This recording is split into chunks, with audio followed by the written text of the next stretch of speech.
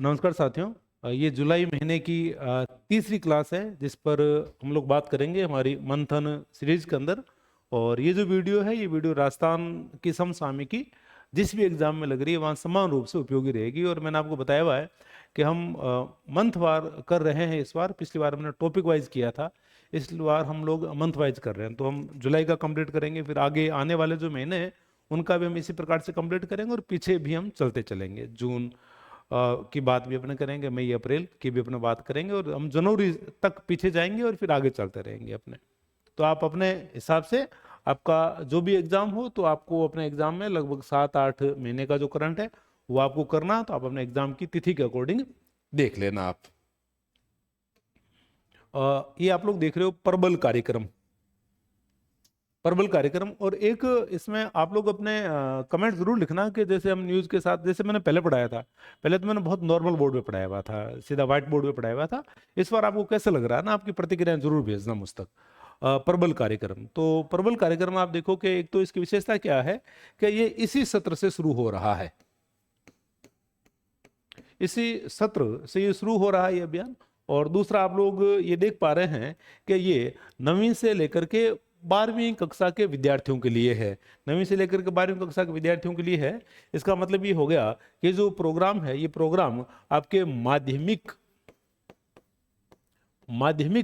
स्तर के लिए ये प्रोग्राम है, इसी सत्र में हो रहा है और माध्यमिक स्तर के लिए है। और एक आप लोग ये भी देख पा रहे होंगे कि ये प्रदेश की 18,798 स्कूलों में इस प्रोग्राम को चालू किया जाएगा। तो 3 फैक्ट हो गए, किस सत्र से, इसी सत्र से, किस स्तर पर, माध्यमिक स्तर पर, और 18,798 स्कूलों में ये आपके लागू रहेगा ना। फिर ये है क्या, इस प्रोग्राम में अपन देखें तो इसमें 3 स्तरीय कौशल पारंगत होंगे विद्यार्थी। इसका ये जो प्रोग्राम है, ये प्रोग्राम कैसा प्रोग्राम है, इसमें यदि हम बात करें इसके उद्देश्य को लेकर के, तो ये कौशल आधारित कार्यक्रम है। कौशल आधारित कार्यक्रम है, किन के लिए है? 9 से 12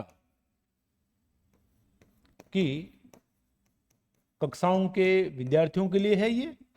और ये इसी सत्र से शुरू हो रहा है। कितनी स्कूलों में? तो स्कूलों की संख्या की यदि हम बात करें तो इसमें 18,798 स्कूलों में ये कार्यक्रम चलेगा और कौशल आधारित कार्यक्रम है। और इसमें यदि हम लोग देखें कितने कौशल पर कार्य किया जाएगा, तो इसमें 3 स्तर पर कौशल हैं।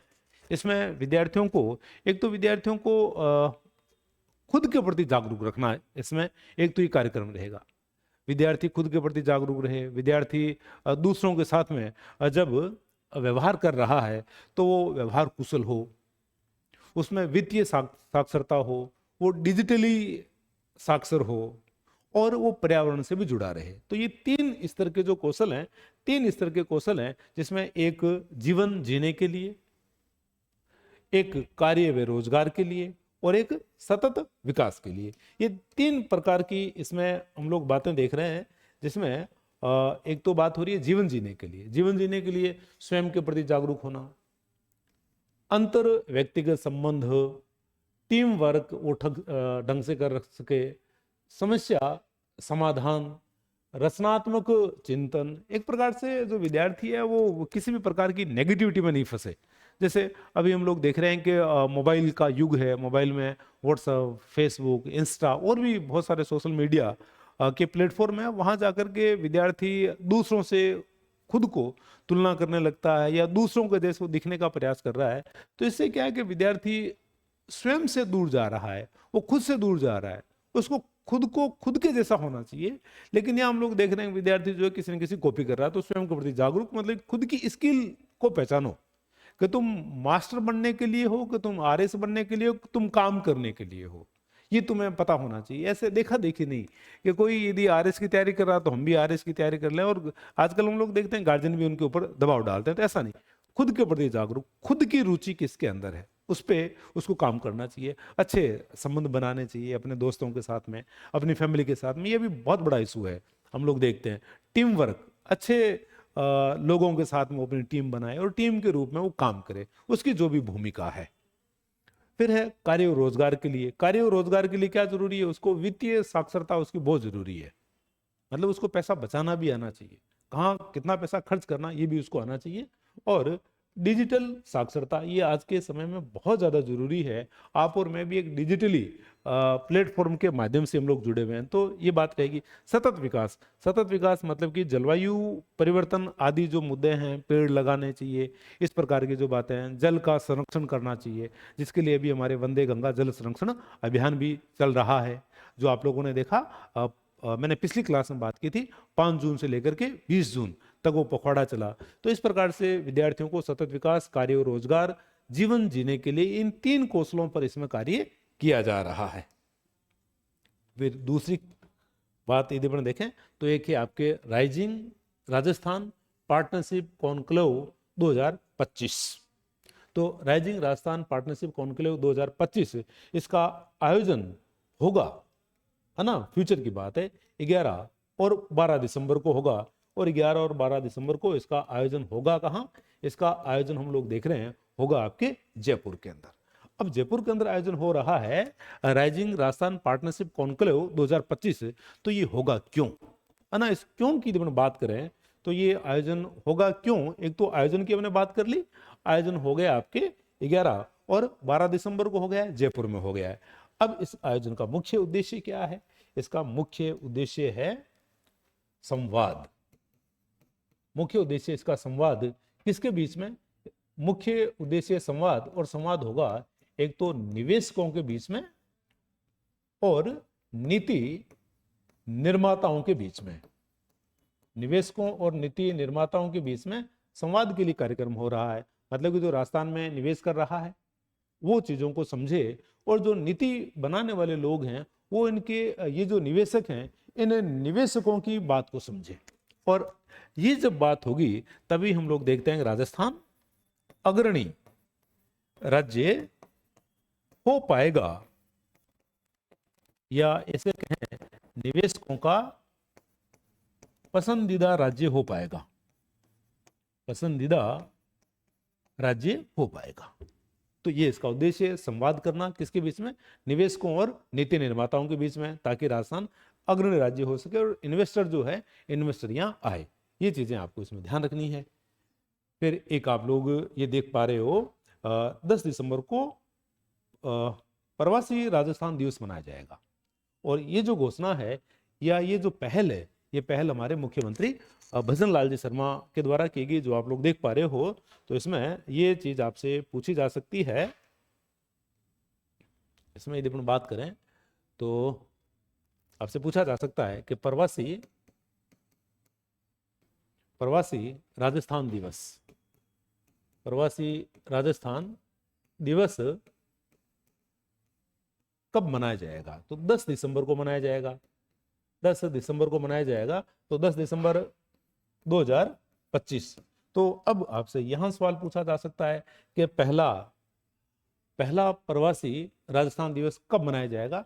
तो 10 दिसंबर 2025 को मनाया जाएगा। और इसकी पहल या ये जो इनोवेशन है, ये हमारे मुख्यमंत्री भजन लाल जी शर्मा के द्वारा इसकी पहल की गई है। और एक भजन लाल जी शर्मा के द्वारा एक कार्य और किया गया है राजस्थान दिवस को लेकर के भी। और राजस्थान दिवस को लेकर के क्या परिवर्तन किया है?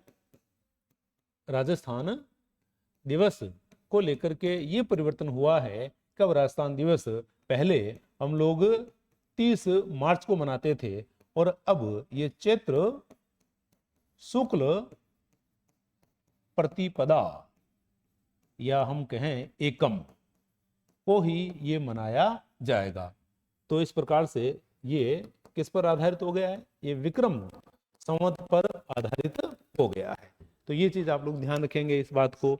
तो राजस्थान दिवस की भी जो राजस्थान दिवस को इनिशिएट भी इन्हीं के द्वारा किया गया, मतलब कि बदला गया, ठीक है, बदला गया इनके द्वारा। और एक प्रवासी राजस्थान दिवस की इन्होंने घोषणा की है। अब ये घोषणा क्यों की है, अब आप लोग सोच रहे होंगे, ताकि जो हमारे प्रवासी भाई हैं, जिनकी जड़ें राजस्थान से जुड़ी हुई है, तो वो लोग राजस्थान की तरफ आए। और जैसे भारत प्रवासी दिवस हम लोग देखते हैं मनाया जाता है, जैसे भारत प्रवासी दिवस मनाया जाता है आपके 9 जनवरी को। 9 जनवरी को गांधी जी लौटे थे भारत, तो उस स्मृति में मनाया जा रहा है। और यहाँ ये 10 दिसंबर 2025 हम लोग देख रहे हैं कि पहला राजधानी दिवस मनाया जाएगा। पहली सोलर लिफ्ट परियोजना बहुत महत्वपूर्ण है।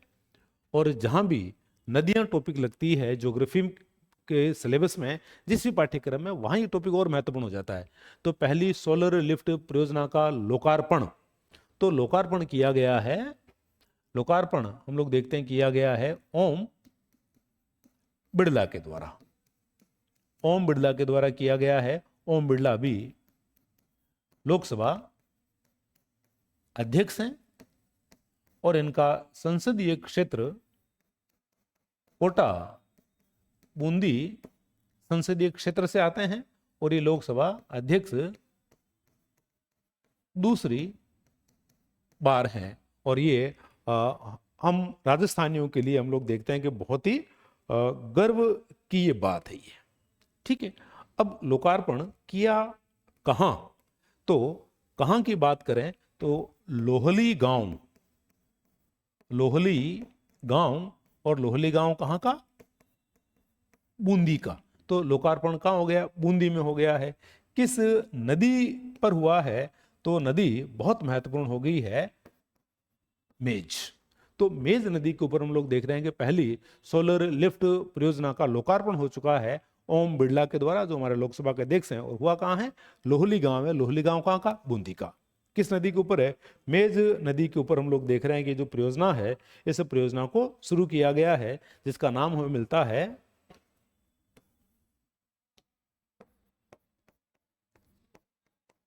गंडोली फुलाई परियोजना।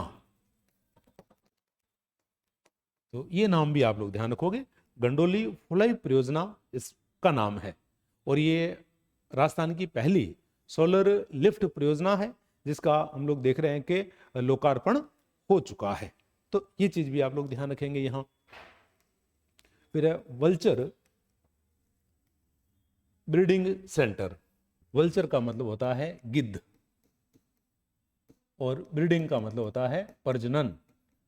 तो वल्चर ब्रीडिंग सेंटर राजस्थान में शुरू हो रहा है और ये राजस्थान का पहला सेंटर होगा। ये सेंटर हो कहाँ रहा है, तो ये सेंटर हम लोग देख रहे हैं हो रहा है जोड़ बीड़ के अंदर। जोड़ बीड़ के अंदर ये हो रहा है, जोहड़ बीड़ के अंदर हो रहा है। जोहड़ बीड़ जगह कहाँ की है, बीकानेर की है ये। और राजस्थान 5वां राज्य है, राजस्थान 5वां राज्य है जिसमें वल्चर ब्रीडिंग सेंटर शुरू किया जाएगा। इससे पहले यदि हम लोग देखें तो असम में है, पश्चिमी बंगाल में है, हमारे पड़ोस के मध्य प्रदेश में है, और हमारे पड़ोस के हरियाणा के अंदर भी है। तो असम है, पश्चिम बंगाल है, मध्य प्रदेश है, हरियाणा है। इन 4 राज्यों में अभी चल रहा है। और राजस्थान इस दृष्टि से हम लोग देख रहे हैं कि 5वां राज्य है जहां वल्चर ब्रीडिंग सेंटर शुरू किया जाएगा। तो ये चीज आप लोग ध्यान रखोगे। और जो जोहड़ बीड़ है, जोहड़ बीड़ पहले से ही गिद्ध संरक्षण केंद्र के रूप में भी जाना जाता है। ठीक है, तो ये हमने बात कर ली है आपके जोहड़ बीड़ की। और जोहड़ बीड़ वाला जो क्षेत्र है, इसी क्षेत्र में आप के ऊंट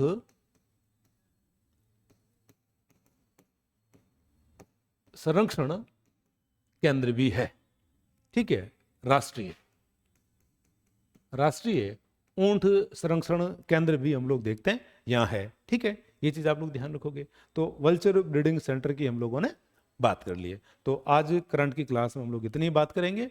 और ये जो सारी बोर्ड की जो ये पीपीटी बन रही है, ये मैं अपने टेलीग्राम चैनल पर दे दूंगा, जिसका नाम मैंने आपको बताया था डॉक्टर श्रीराम नाइक के नाम से है। तो वहाँ ये भेज दूंगा। और जैसे ही हमारा जुलाई महीना कंप्लीट हो जाएगा तो जुलाई महीने के कंप्लीट होने के साथ ही मेरे टेलीग्राम चैनल पर मैं इसके नोट्स भी आप लोगों को प्रोवाइड करवा दूंगा। तो अगली क्लास में मिलते हैं।